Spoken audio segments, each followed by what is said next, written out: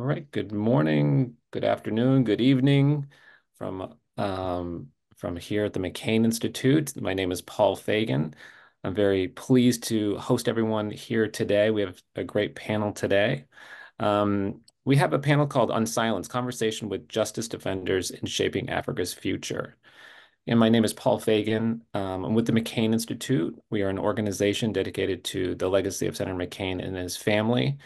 We fight for a free, a just world, and promote defending democracy, advancing human rights, and empowering character-driven leaders. And I think today, in particular, we tick all of those as we have character-driven leaders from around sub-Saharan Africa, those who are fighting for democracy and human rights. They are leaders in their own right. They're inspirations to all of us, and we're very, I hate to say excited, but excited to hear from you. As many of you who are joining and listening in today, we know that human rights activists from around the world are facing unprecedented repression. African human rights activists in particular go often unnoticed in light of global human rights issues, particularly as they are overshadowed by the crisis in Ukraine, a war started by Russia, the Middle East, what's going on in Venezuela. We often don't hear about what is happening in many parts of sub-Saharan Africa. This event will focus on how African human rights defenders are dealing with the internal and external pressures they are facing. The crisis in Sudan, DRC, continue to draw attention, but many other countries aren't seeing that type of attention, and those human rights atrocities still continue today, as we will hear. The participants will focus on the problems they're facing and how they see their efforts shaping their own countries, their own situations, but also the future of Africa. Obviously, each of these individuals here are fighting for those basic human rights, democracy, and we can look at the negative side of all of this, but I think each of these individuals will also show their positive impact, how they are also trying to change the society from within and from without. So with that, I just want to do some quick introductions to our panelists today. We are joined by Andrea Ngomit. He's a human rights defender from Congo, Brazzaville, and the founder of Sasufit Collective from in Brazzaville again. We're also joined by Nicholas Apio, a human rights defender from Uganda, and he's the founder of Chapter 4 in Uganda. And also, we're joined by Miele Dube. He's a Zimbabwean defender currently in South Africa. He's currently the program lead at the African University's Hub for Human Rights at the University of Western Cape.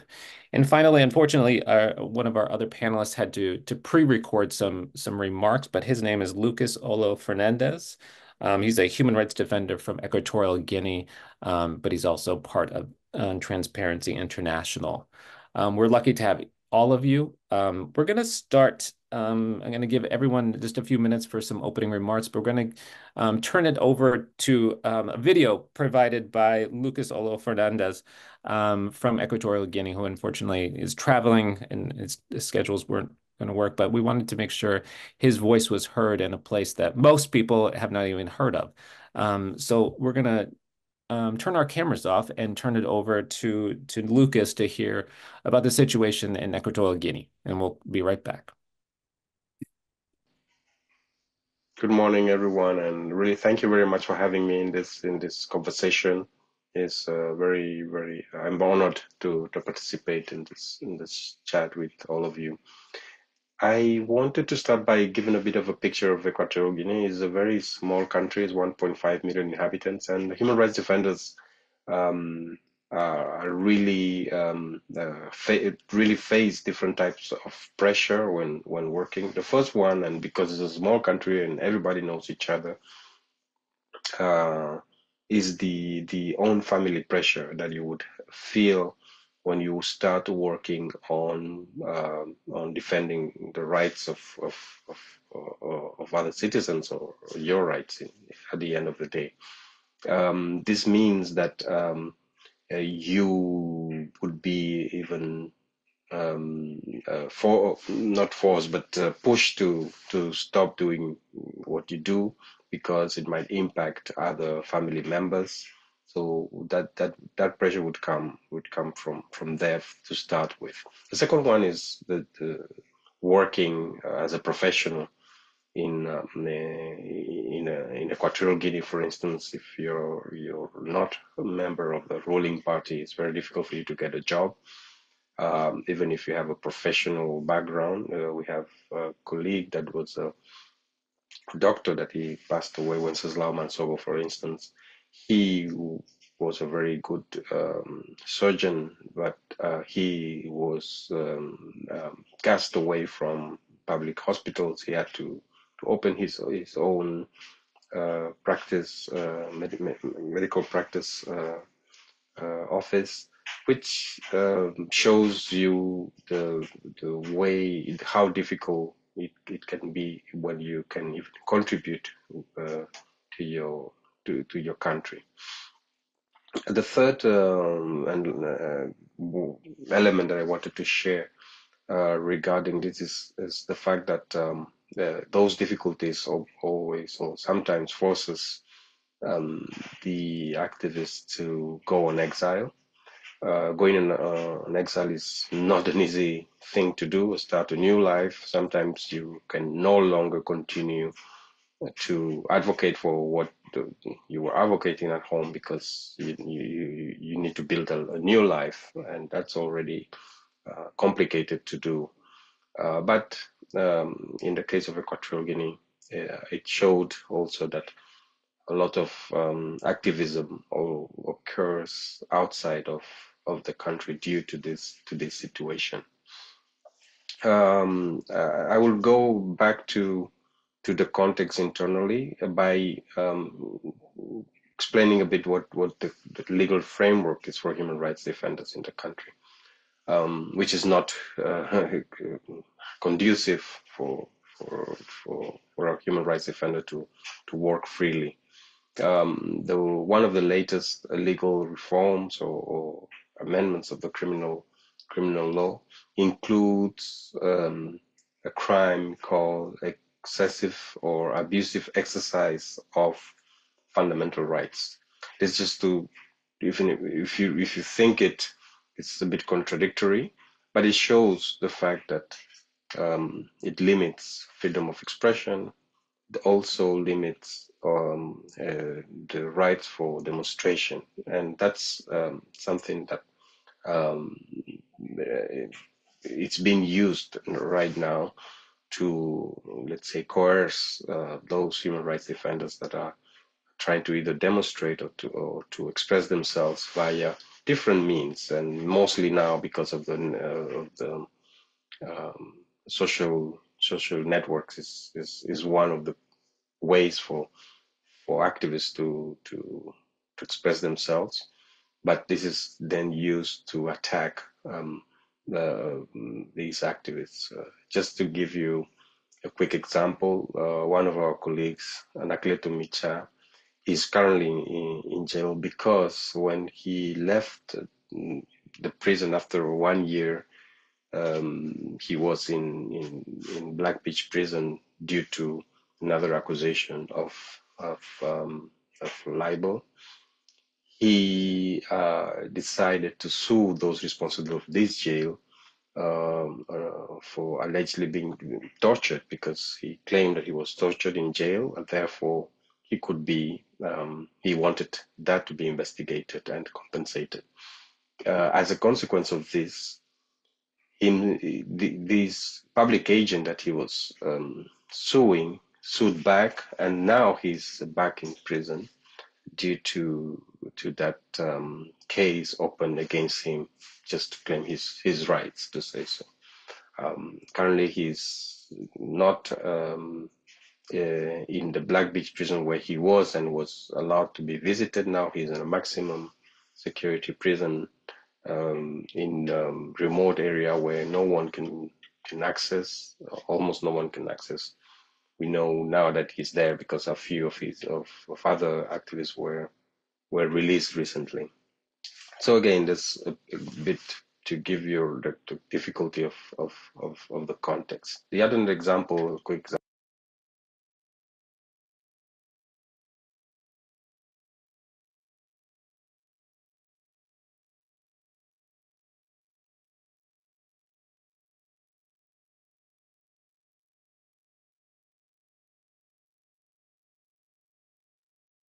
Paul, you're muted.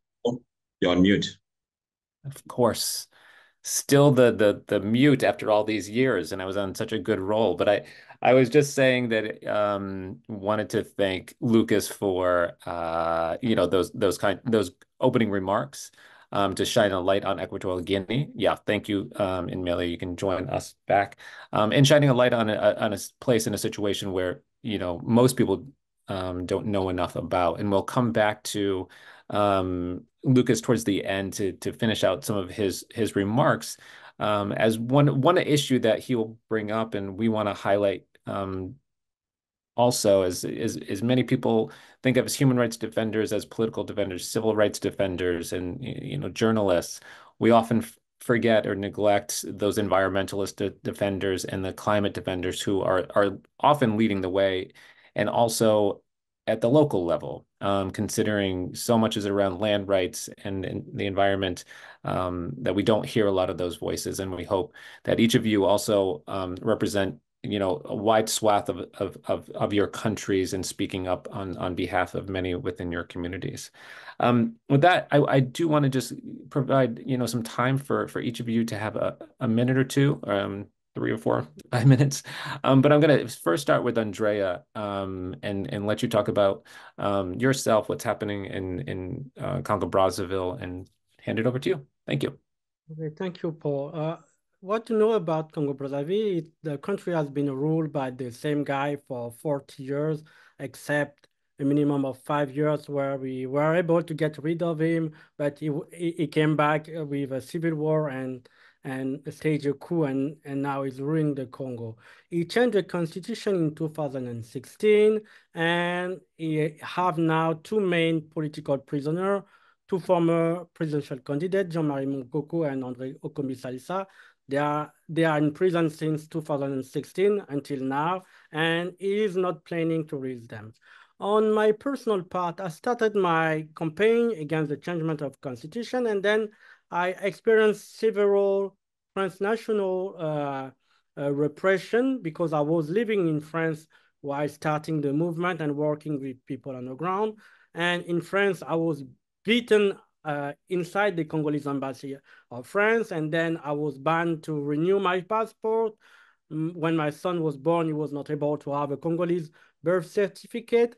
And when I was trying to get married, you need a special paper from the Congolese embassy. I was not able to have it. So you experience several kind of repression, administrative one, but also direct criminal threat on you, on your parent on the ground. And I really connect with what Luca said, the family pressure on you. Every time I went to media talking about the Congolese situation, they go to my father's house and just throw tear gas at him and say, you need to talk to your son and make him stop. And really feeling the pressure, they go to your mother's office and say, oh, we are gonna poison your kid if he don't stop talking. So they are really in this kind of pressure. But most importantly, when you go to Congo Brazzaville, it's a resource-rich country. So you are fighting billionaires' thug. They have money, they have connection inside major democracy, they have enablers in the oil industry, in the energy industry, and pretty much everywhere. So it's foolish to just go after them, but it's more about yourself. It's more about what you want for the world and for your country. So standing up against these kind of people, one must be aware of the cost. It's a heavy cost on personal level, on the professional level, in each kind of parameter of your life you need to be aware of. And so my life is pretty much a recluse life. And I really connect with my fellow from Russia, the Russia dissident. We live pretty much the same life. You cannot have a social life with a Congolese because you don't know in your own community who will betray you, because there's money on your head. They want your head, so they give money for that. They design smear campaign about you morally, physically, financially. They just design the campaign and push it on the social media. But what is lucky for us, they are not good at it yet. So they are not good as the Russian hackers and stuff, but they are getting the pace and paying people for that. So you must configure your life and live like you are under siege, but also with the hope of inspiring people on the ground. And on the ground, people are taking the greater risk because they can be thrown in jail. And some of my followers and people I work with were thrown in jail. We managed to have them out, but some of them also have to flee the country. So we work with Defender and many organizations to really always be aware of this really security part of our work. I don't want to have martyrs. I want to have a fully living activists doing the work. So when the threat is too high, it's on me because I'm abroad. When it's something we can manage on the ground, I leave it to the ground. And this is the balance I try to have with the people I work with. And the most sad thing for me was that when my son was born, he was not able to have a Congolese birth certificate. There was no way for me to go to the Congolese embassy unless I want to be captured and sent back in Congo, because in Congo, I'm in fact labeled as a terrorist and enemy of the state. So I'm a terrorist because I spoke up for my people. Andrea, I can attest that we do not think of you as a terrorist. I think we think of you as a leader trying to do what's right for your country and for what's right for you. You brought up a lot of different issues, and we'll come back to them, particularly around transnational repression. And just because you've left doesn't mean that the threat against you is gone. And I think, Melly can probably speak to that in a little bit as well. But I'm going to turn it over to Nicholas, who is on the ground in Uganda, has dealt with repression in his own country, continues to fight for his own country, and as he'll describe, Uganda's continuously up and down when it comes to turmoil, and especially as we've seen over the past couple of weeks. So I'm going to turn it over to Nicholas, who's a true leader and friend to this world, and I think can also speak to the importance of supporting HRDs globally, where you find a community not just in your own country, but around the world. So Nicholas, over to you. Thank you.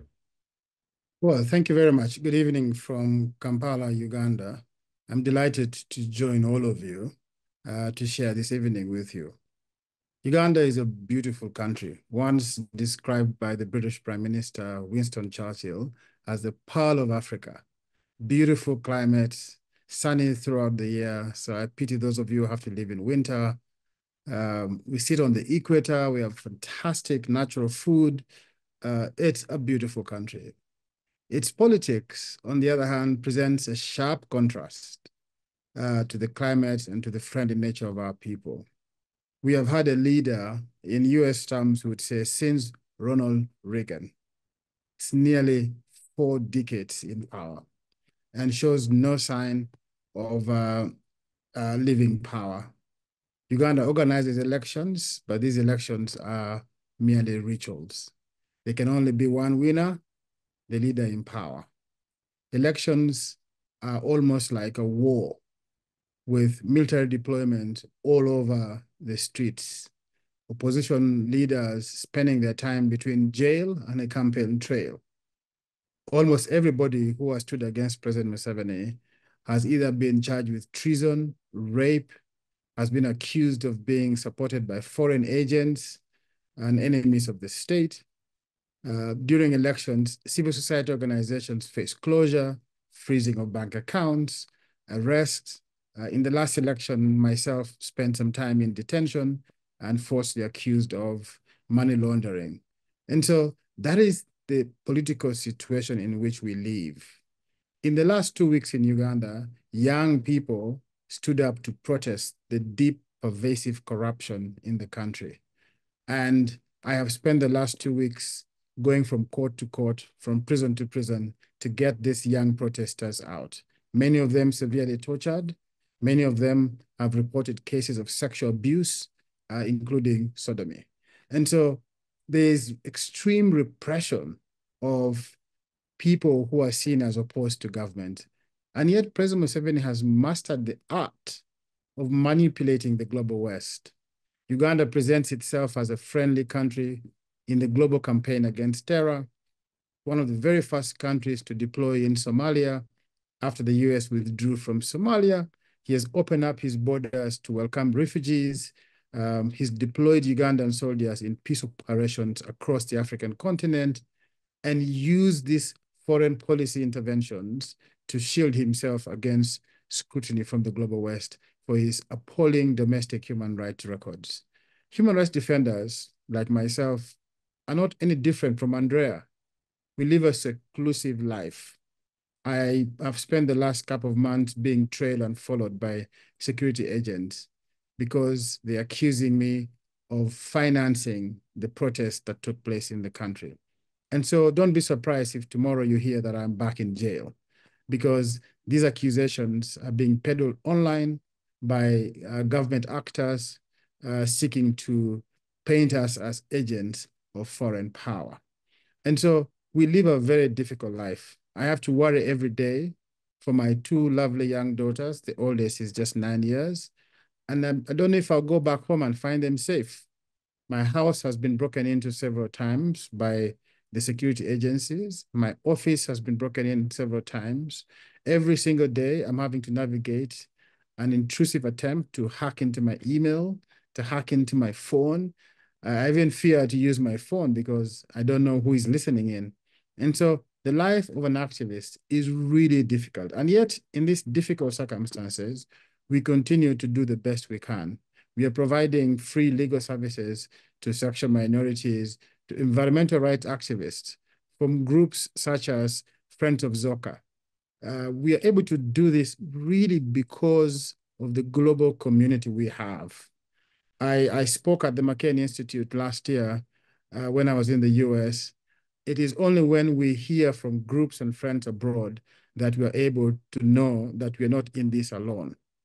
I could have stayed much longer in jail as the system here in Uganda wanted me to, but I was able to get out very quickly because of the mobilized global community that stood up in protest against President Museveni's detention of me. And I was released on bail and spent 9 months trying to clear my name. I was able from time to time to get rest and respite in other places across the world because there's a global community. Without the support of global communities, local actors like ourselves feel very lonely.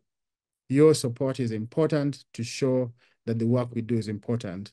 It helps to motivate young activists across the country to stand up for good governance, for the rule of law, for the protection of human rights, because these are values we all share. These young activists who are coming out of jail would be hopeless if there was no lawyer trying to follow up their case. And we do this because we have the backing, the support of the global human rights community. I cannot stress enough this support. And many of us have sacrificed this at the cost of our families. I am struggling right now to find a safe place for my family, and I hope I find so. And if I can make my family safe, I will continue doing the work that I'm doing. And I hope many other Ugandan human rights defenders will do the same. I thank you. Thank you, Nicholas. Many of us even watching can't even imagine what you go through on a daily basis, and the same goes to Andrea and Melly, and also we just can't comprehend. But we're here to support where we can, and carry out the advocacy to help you where we can and where it's best used. I want to turn it over to Melly because our final panelist here today, and then we'll open up to questions and discussion after you. But Melly, I just certainly want to hear from you. You're based in South Africa, you're Zimbabwean, but you are also carrying on and helping others in this field as well. But I'll let you speak for yourself and your background and what you hope to do to create a better future for fellow African defenders through your work. Over to you. Thank you, Paul. And thank you to fellow human rights defenders on this panel. You forgive me my voice. I need to keep clearing. So I want to start off by just painting a brief picture about what Zimbabwe looks like today, and then dive into my personal story. I think it will help if I do it that way. So Zimbabwe got its independence from British colonial rule in 1980. And then it was under Mugabe, Robert Mugabe as president for 37 years, until there was a coup in 2017, a coup by his own comrades, if you like. And now we've had the president, Mnangagwa, since 2017, who took over from the coup. Well, they sanitize it. Sometimes they call it military-assisted transition. It depends on where you're sitting, but it was a coup. Bloodless, of course. Well, some would argue with that because some people lost their lives. And then right now, there are attempts to extend the term limit for the current sitting president. There's a constitution with a very complex clause on, trying to curb this extension of term limits, but they're trying all means to actually undo that constitution that we got in 2013. So what has been my work also, I've worked both as a student activist and also as a civil society activist. So what we also realize is that universities, the space for students to actually express themselves, freedom of expression is almost completely closed in universities. The university, all state universities, the chancellor is the president, which means that the vice chancellor directly reports to the president. So it's a very centralized kind of control and capture of the university space. And then there's also an NGO bill that failed to be implemented under Mugabe, whom some people think was a worse-off dictator, which has come through back as something called the Private Voluntary Organizations Bill, and it's been gazetted under Mnangagwa. So in many ways, things are getting worse. And then activists are persecuted. As I speak, many of my comrades and colleagues and friends are outside Zimbabwe, and they've had to run away. And then there's also a weekend, but I'll come back to that. There's also a weekend protection system. There are many organizations that work as, supporting human rights defenders via legal representation, also psychosocial support, and many other means, particularly taking maybe students on scholarships out of Zimbabwe to finish their studies when they're expelled at universities. But there is general weakening or relative weakening of that space. I'll come back to that because that's the space that we're sitting in right now, where we're trying to do some interventions.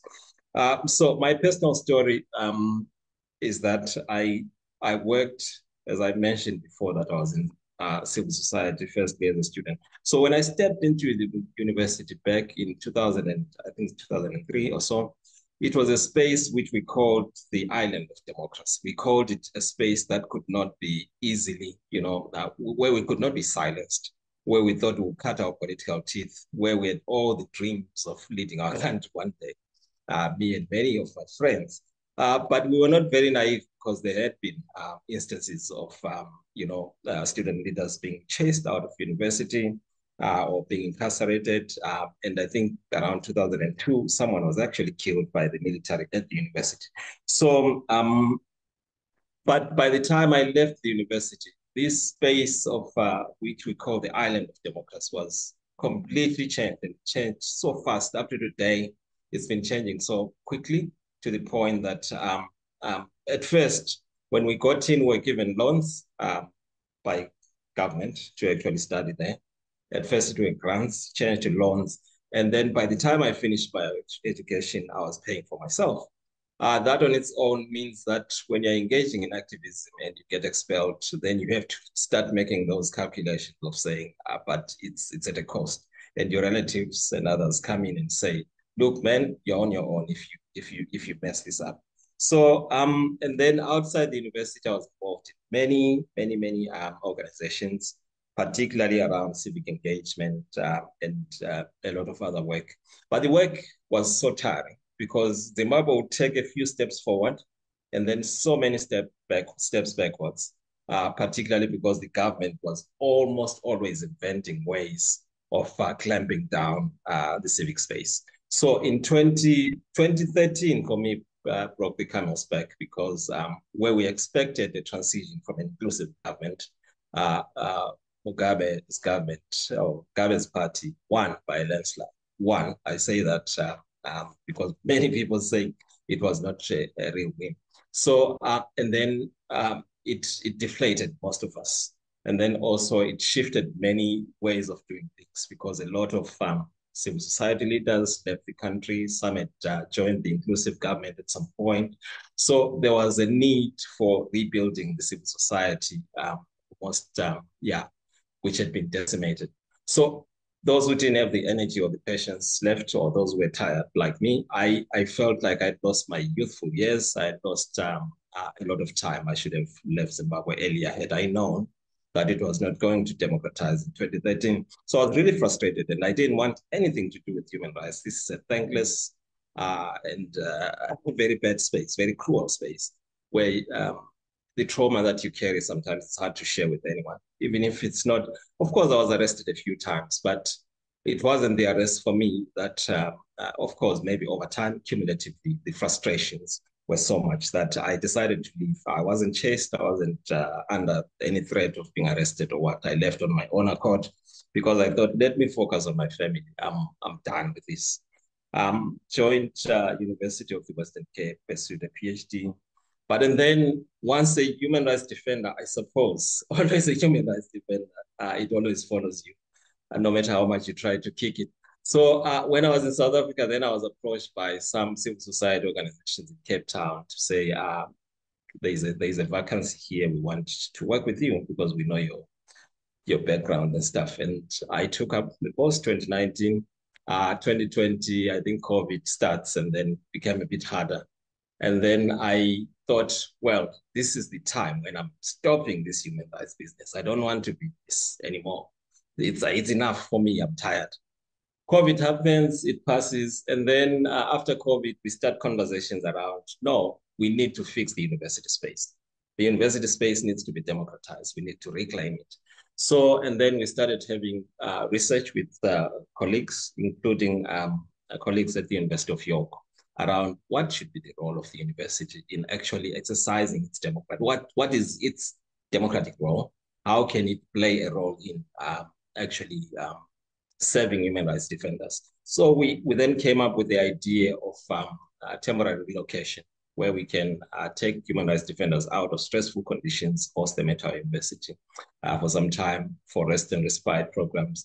But we're also doing research on the side, trying to provide thought leadership and empowering activists to be more effective in their work. And then we also have other capacity building programs. But the whole program, we call it the African Universities Hub for Human Rights, where we're trying to then try the concept ourselves and then try to start working while in talks with other universities across Africa to also co-host with us. But the idea is to democratize the university space so that scholar activists, student activists, or even civil society can access that space. And it's a space where ideals, democratic ideals and human rights should be protected. The people themselves should be protected, but also the ideals themselves should be protected, because the universities have the power to do the intellectual labor that's needed to actually advance human rights work. So that's what we're doing, and I can speak more about this, but the significance of this work is, I think it's personal and also broadly speaking. Personally, I think had I left Zimbabwe into a program like this, maybe it would have helped me in a different way, but I've had to heal. It takes so many years to heal, and maybe I'm not even completely healed. But had I had this kind of a program, I think it then plugs into this weakening protective system that's happening across different countries, to use relatively free countries in Africa to be those spaces of sanctuary for human rights defenders, particularly in the universities that usually have latent, I call it latent because maybe it's rarely explored, capacity to actually host human rights defenders. Mm-hmm. Because the university as a space itself has resources and sometimes the space. So that's what we're exploring now, and I look forward to more questions and some conversation. Thank you, Meli. I think again, each of you have brought in different aspects of your own journeys as human rights defenders, and I think Meli, you brought in the part of being exhausted, where you fight, only to be, you know, thwarted so many times, and you feel like you need to throw in the towel. But you like you said, and my colleague Baravan, who's the architect of our Human Rights Defenders program, you feel like once a human rights defender, always. You can't just, you have to fight in some form or fashion. So thank you for those opening remarks, and we'll come back because I know there's some questions about sort of like what you're doing and what others are doing, especially on the international side. We have been joined by Lucas. Lucas, you can put your camera on if you can. We played your video earlier, so technically you had your opening remarks, but we'll come back to you during the Q&A. But it's great. Thank you for joining us and sharing your story. And as I said in the beginning, it's important to share those stories of countries where we don't hear too much about, and Equatorial Guinea being one of the very small and most repressive countries in the world. I mean, I was just looking at the Freedom House, Freedom in the World report, and there are a few countries that have basically zeros, and yours is one of them, essentially, as far as all sorts of freedoms. I do want to, come back to this international side of support. There have been some questions in our Q&A about it, but let me ask more specifically about, and Nicholas addressed this, so I might ask Lucas maybe to jump in here, or Andrea, just about the role of international advocacy and how that can influence change on the ground. Both, Lucas and Andrea talked about that, but Lucas, maybe you can address it, since we haven't heard live from you, how your international advocacy and other international advocacy can help in a place like Equatorial Guinea, but other places as well, because I know you focus even more beyond EG. So over to you, Lucas, and thank you for joining. Thank you, everyone, and sorry if there is a bit of noise up at the airport still. I want regarding the international advocacy. From my point of view, there are two main sort of levels of advocacy that we need to do. One that is important, which is towards international institutions or organizations or governments that could be supportive of some of the work that we are doing. But unfortunately, those, from my point of view, come also with other level of intricacy, in the sense that there is also diplomatic interests or economic interests behind those.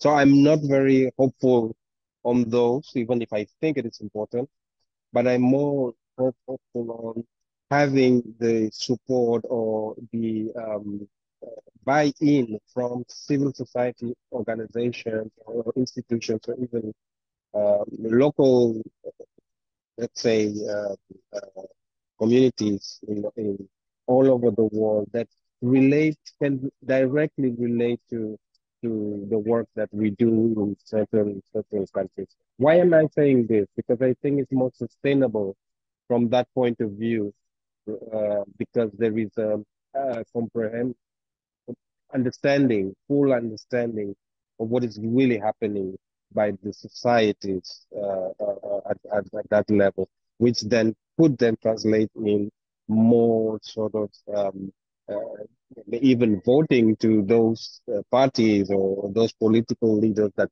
really understand this at the same time. So that's how I would see it from my perspective. Andre, did you want to hop in there? Yeah. Yeah. To add to what Lucas said, we see that Africa is like the blind spot of every counter-authoritarian strategy. most of the Western country, democratic country we work with, they don't see Africa like a full of actors of the autocracy agenda in the world. But in fact, when you see the Ukraine war and how the African countries are voting, when you see the penetration of Russia interests inside Africa, advancing this agenda, now it's maybe the time to really wake up about Africa is playing a crucial role, a pivotal role in advancing autocracy in the world. When I was following the Venezuelan case, you cannot relate Venezuela to Congo directly. But in fact, there is a connection because Congolese dictatorship is giving passport, diplomatic passport to Venezuelan officials, the black one, obviously, to help them navigate around the sanctions imposed by the Western blocs and the international community. When you go and think about the Philippines, you cannot relate Philippines to Congo, but in 2016, to secure its new power and the constitutional coup done by Sassou Nguesso, Congo recognized China's sovereignty over the South China Sea. So Congo is actively working against the Philippines to have the backup of China. So enforcing China or counter China in the South China Sea, you must also include the African part of the problem because you have Congo, Togo, you think now Burkina Faso, and many more countries are siding with China against Philippines. But when you go to the US senator or someone in Europe, they will say, no, go to the African department. It's not here. No, I'm at the right place. I'm talking to you. You are in charge of the Southeast Asia, and there is a problem of Congolese enforcing the looting of the South China Sea by China. It's a global problem. It's not a problem of just Congolese people being killed. It's more vast. And because of the war in Ukraine, now we see that. And the last thing I want to say, even in this global world and fighting against the proliferation of the nuclear power, now it's the time to really, really focus on Africa because something huge is happening.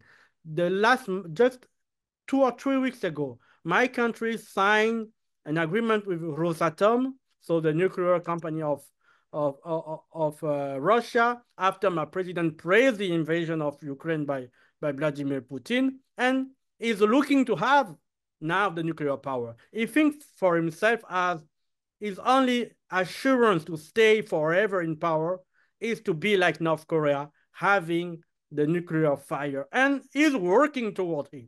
And because it's a small country and nobody's paying attention, maybe it will succeed. But if it succeeds, there will be a trickling effect to Togo, I'm thinking to Equatorial Guinea, to many more small countries thinking the same way. So we want to fight for democracy.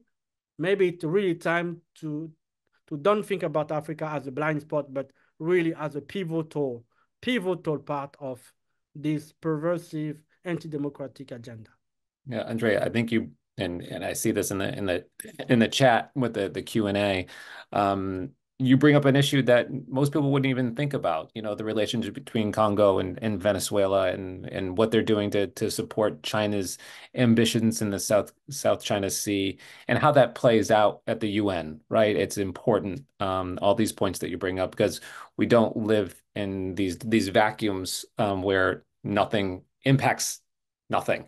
Everything impacts everything. So thank you for bringing and highlighting those points. And I think, Nicholas, you brought this up as well in a different context. You brought up Uganda and Museveni as being, held up by the West as a force and against the international terrorists, the war against terrorism, Somalia, Sudan, and many other places, and accepting refugees.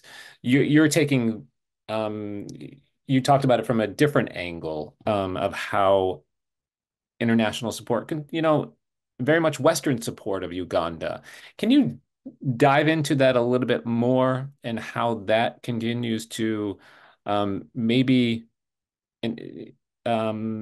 play into the hand of Museveni? I know the United States and other Western countries have been very highly critical of the Museveni regime, and how it treats the opposition, activists, especially in LGBTQ issues. But if you could, tackle that international issue, and if the China and Russia question come in there as well. Well, just to add to Andrea's point before I come to you, the question is the role of the private sector, international private sector, especially for environmental rights activists. You've seen the role of groups like Total in the exploration of oil that has recently been discovered in Uganda, and the project to build an oil pipeline through Tanzania onto the Indian Ocean, and how they have been in symbiotic and mutually benefiting relationships with the government of Uganda, and what they have done to environmental rights activists. Many of them are still in jail. And we've seen the kind of efforts by groups like Greenpeace to push back against this kind of abuse. So let's also keep in focus the role of international private sector and the repression of activists on the ground, especially for people engaged in environmental rights activists. But to your question, Museveni understands that he can play the long game because governments in the West change every, after 10 years or so, governments change. So he can play the long game. And unfortunately, every new government in the West seems to mistake access for influence, because they can speak to Museveni, because Museveni is an important ally in the global war against terror. Museveni is willing to serve the interests of Western allies. I can tell you, for instance, Uganda is a conduit point for violations of UN sanctions against South Sudan, against CAR, weapons and guns that go into CAR that support M23 in the DRC are coming through Uganda from the port of Mombasa. And this is an effort to avoid sanctions against these countries.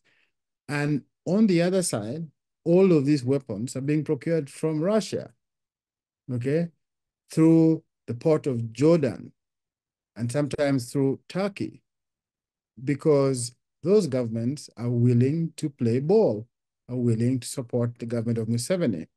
We have just had a report in Uganda that show the use of, unfortunately, Israeli, Turkish, and Russian software for attacking human rights defenders, the use of sophisticated manipulative mechanisms to attack and track human rights defenders.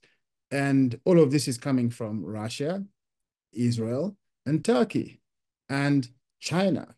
And so these relationships are by the day becoming more entrenched and are being used for pervasive reasons. And you begin to see that influence seeping into the international organizations. Uganda right now chairs G77 plus China, and in many ways beholden to Chinese interests at the UN. And so we've got to keep an eye on those spheres as well, because they have local implications. Because every time, take for instance, we're asking for actions against the government of President Museveni, their economic interests. The French ambassador took my name out of an invitation list for the Bastille Day because he said, oh, he's a government critic. His presence at the Bastille Day might cause government unease. So you can see these governments, because the French government is backing Total here in Uganda. And you've got to realize that these things are multi-layered and have multiple interests. And Museveni plays a long game and manipulates the global West that are willing. And countries like the US have taken strong stands. The UK have sanctioned Ugandan officials for violations of human rights. But their public rhetoric and condemnation of the regime is not translated into actual change of foreign policy towards the regime. You have, US business interests, US military interests still supporting the regime in spite of this, public condemnation around President Museveni. And I'm sure the same is true as in many other countries in Africa. I'm going to probably thank you, Nicholas. we could probably just go on and talk about all of these issues and have a 4-hour conversation because you're opening a lot of, I would say, Pandora's box when it comes to these issues. Many of you, and maybe I'll turn over to Mieli for this question. Many of you are supported by international organizations, whether advocacy or funding for your organizations. How does that come into sort of almost conflict with support from many in the international community, but you also have to face this other side, which is the international community supporting and dealing with these dictatorial governments, totalitarian governments, with terrible human rights abuses. How do you balance those issues? And Millie, maybe I'll ask you, coming from Zimbabwe as a long history of human rights abuses, working closely with China, North Korea, earlier than many countries. So maybe I don't know if you feel comfortable enough to answer that question. Yeah, thanks. Just to say that the look east policy, that's what we call it in Zimbabwe. That's what Robert Mugabe used to call it. But it's because they can't look west anymore because the west is critical. So they are choosing to work with China because China is I think no strings attached or no, they don't criticize you, non-interventionist or whatever they call it. So it's mostly for their comfort and it's mostly for their staying in power that they do that. But it's not ahead much economic, I would say, returns, particularly because most of the projects that are done by the Chinese, particularly in Zimbabwe, have been at a very high cost, and most of them are quite opaque. We don't know what the government is literally mortgaging, maybe even underground minerals in some instances. So they do it, yes, but just to answer your question maybe a bit differently is that, or maybe more directly, is that the PVO Act that I was talking about, the Private Voluntary Organization Act, is to try and control where the funding comes from. The government says they want to curb money laundering. They also want to curb political advocacy or lobbying. They don't want NGOs doing that in our country. So basically, they are trying to cut off the funding between the Western countries and the local civil society. So I would say that, yes, the conflict is there because the government, in their strategy of keeping in power or protecting their power, they see the cutting of the umbilical cord between, the West and the civil society that's supported by the West, financially and otherwise, as a way of actually crippling civil society, and then running the show afterwards, without much opposition. So I guess we get comfort when the Western countries are, doubling down on democracy, and also get quite discomforted when we see the emergence of right-wing elements and also people are anti-democratic emerging strongly, particularly in the US. I think in the next election is something to really watch. If the US stays the course or if it turns back again to a candidate that doesn't seem to support this global solidarity. Because if there is collaboration of dictatorships across the world, I believe that solidarity also has to be global, and it has to be, for it to be effective, it has to be people to people, it has to be sustainable, and it has to stay longer, play the long game, like I think Nicholas was saying, because there is normally fatigue where there is protracted problems, like in most African countries, where people may either take eyes off the ball, or even just give in, or even think that, the removal of one guy then solve everything, like what happened in Zimbabwe. The British particularly were celebrating the removal of Mugabe to the point that really disturbed most of us. So yeah, I think if there are ways of making citizens who pay taxes in the US and Europe and other places know what exactly they are contributing to, I think it would be more sustainable. I'm just mindful of the time. We're probably going to go over by a little bit, but I want to answer some of the questions and comments in the chat room or the Q&A. And one question that I think would be of interest in for several of you is we keep on talking about the long game, and many of these leaders, individuals, dictators have been playing the long game and been, as Nicholas related to, been in power since the Reagan administration, which is kind of crazy because I was 5 at that time when that administration started. And but there's so many different things I could talk about. But there is this question about dynastic rule, right? You have these long-term leaders, they have family members who want to come up. How do you see this implicating the future of these countries, particularly in Congo, Brazzaville, Uganda, and in Equatorial Guinea? And maybe I'll start with Lucas, but if you could shorten your answers, I know we could take half an hour for each of your countries, but just mindful of the time. So let's start with EG and then go to Congo, Brazzaville, then wrap it up with Uganda. Yeah, thank you, Paul. I'll try to be shorter because indeed it's a long answer we can have here.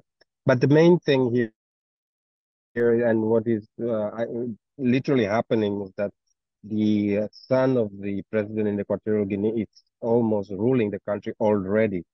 So it's not only the succession that it looks monarchic in a way, but the problem is also the fact that it has no indication of any democratic sort of even whitewashing it somehow. So which is even complicated because at the end of the day, what we are all ending up admitting is that this is what is going to happen. But in terms of the population, the feeling is that this can be even worse than what happened during the mandate of the father, given all the examples we are already seeing. Sorry about the dog. So that's my short question. Yep. My short No, thank you, Lucas. I think, and then Andrea, why don't you my opinion on that will be unorthodox. So I will take the oversight. I believe that the son, Denis Crises Sassou Nguesso, is involved in many scandals involving oil, is under an investigation in France for illegal asset. So for me, he's the best candidate to become the president of Congo because of his incompetency. He will brought the hand of a Sassou Nguesso family as his cousin Bongo Ali brought the end of the Bongos in Gabon. Because of his inability to govern, is our best candidate. His father was a good policeman, a good military officer. He know how to break people, how to rule a country. And he has been able to rule it for 40 years. So I'm among the people who think that we need to push him because he will, at the end of the game, the long game of a Congolese civil society is because he's young, he will get rid violently of all the old crooks who knows the country and the security apparatus. And because he's ambitious and incompetent, he will do crazy stuff that will offend even people of his own family and inner ethnical circle. And then it will brought the end of the Sassou Nguesso dynasty. So I used to be really, really against him, but more and more when I study our society, is our best candidate to hand the Sassou Nguesso family. That's a very interesting way of trying to bring democracy and maybe people power to power. But it's really interesting. Thank you for those comments. And then unless Nicholas, and then we're gonna have to wrap it up. So I'll maybe give each of you a few minutes to provide some last closing remarks. The dynastic question in Uganda is a reality now. The Museveni family is in control of the country. Museveni's wife is the minister. Museveni's son is the defense, is the head of the military. Museveni's brother is in charge of all economic development. Museveni's daughter is a presidential advisor. Museveni's son-in-law is a presidential advisor. So the family is now deeply entrenched in the governance of the country, to the extent that the vice president is just a figurehead. If the president leaves the country, it is his brother in charge. Now, the president's son, who is an army commander, runs a political pressure group that's opposed to his father's party. It is seen as an attempt to try and influence the psyche of the public to expect the inevitable. The son is brutal. The son is not very smart. He's an alcoholic. He's a drug abuser. He's all kinds of things his father is not. And we fear that if he comes into power to replace his father as an anointed successor, it is just going to keep getting worse for this country. So not the same scenario that Andrea was portraying in Congo Brazzaville, but quite the opposite. If we could stop him from getting his hand on the levers of power, yeah, we should, and we're doing all we can to do that. Yeah. I hate to wrap this up, but I know each of you also has to, one, get back to your flights, and Nicholas, you probably have to get back to court defending human rights, human rights there, and Millie and Andrea. But if each of you just want to take a minute and just provide some just last words for all of us. I mean, you're all inspirations. You all continued this fight both within your countries, but also outside. And if there are any words of wisdom that you can provide to others who are in the same fight, we'd love to hear those final words. So why don't we? I'm going to start with my screen. So I'm going to start with Andrea. Thank you. There was a question about the future. So for the future of people in exile, I think what we need the most is the legal and settling support mechanism. And I heard mainly talking about safe house for scholars.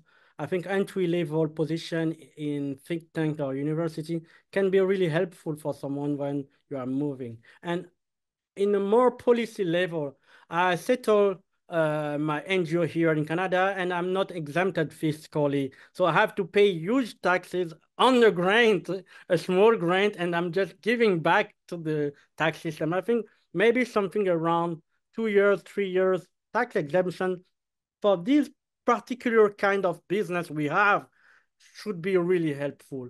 And the only wisdom I can give to really end is be kind to yourself. Allow yourself sometimes to take off your phone, to take off everything and just breathe. The misery is high, but if you are not in good health to fight, you are no use to no one, even yourself. So sometimes just breathe and give yourself time to heal before going back to the fight. Thank you. Thank you. Thank you, Andrea. Thanks for those inspiring words. Lucas, I'm going to turn it over to you. Thank you, Paul, and really thank you for this invitation, because one of the things I wanted to point out is also the fact that we have, at least in Equatorial Guinea, what we call the forgotten prisoners. We have people that people don't know anything about it. Thank you really for having this initiative, because it gives us an opportunity to tell the world what is happening.